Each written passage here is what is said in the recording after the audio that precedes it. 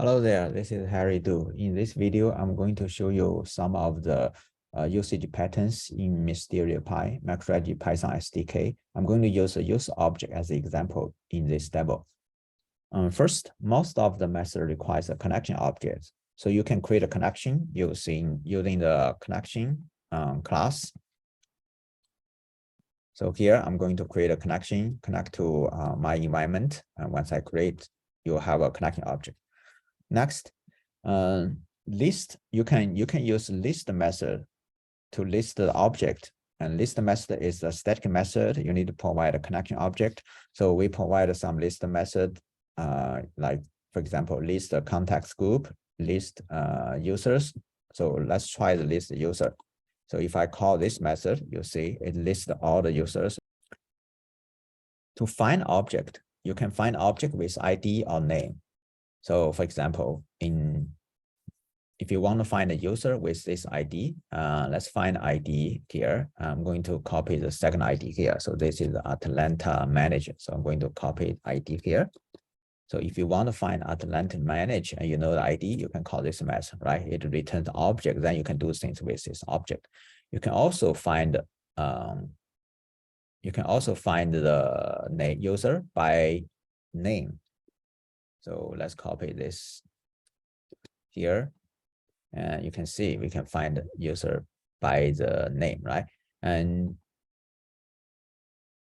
you can also see other things you can use with the constructor. You can just print out.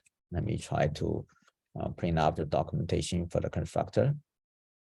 You can see the constructor documentation for the constructor for this one. To create object, normally you will use the create static method in that class. So when you use this class, you need to specify a connection object because this is static. So after it is successful, it will return the object. For example, if I want to create this object, if I want to create this user, let's first make sure I don't have this user, right? I don't have this user. So if I want to create a user named Amber, and I can call this method. So it will create a user with the name Amber with this ID. So I can see whether it is created by calling list, right? You see, I have this created. To delete object, you can call the delete method. I'm going to delete this later. To modify this object, you can call alter.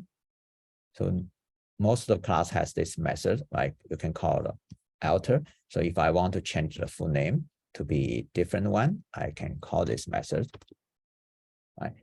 You can see the signature of this method by calling this, like using the inspector signature. Let's see the list. So the username, if I run this again, username should be changed, right? So that's an alter method. And you can also list the properties. Normally, there will be also a list the properties method in the class. So here, we fetch the list of property for the user, including like privileges, membership, a bunch of stuff here.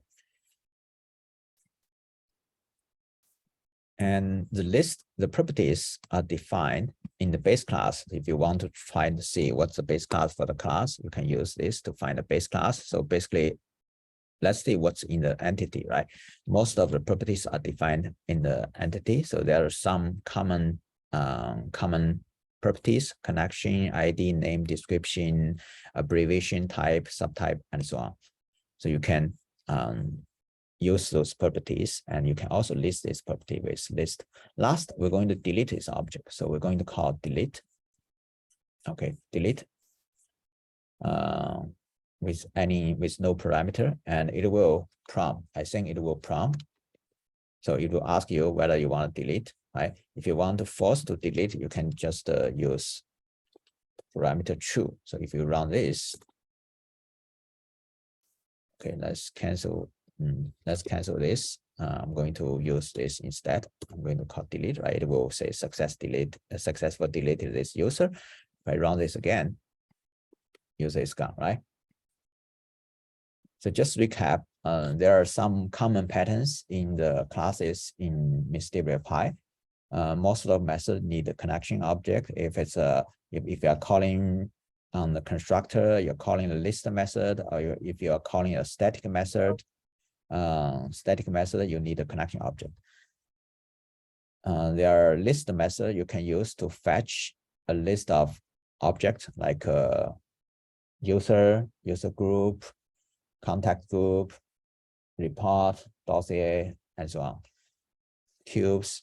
You can find object using the constructor and passing the name and or name or ID, and it will return the object if successful. If you want to create an object, you can use create method and with some information. And if it's successful, it will create an object, return an object. And create method is a static method on the class. You can use delete method to delete. You can use alter method to modify the object. You can also use list properties to list out some of the properties. So those methods are very common for most of the classes. So it helps you to remember those. All right, so that's it. Thank you for watching. See you next time. Bye-bye.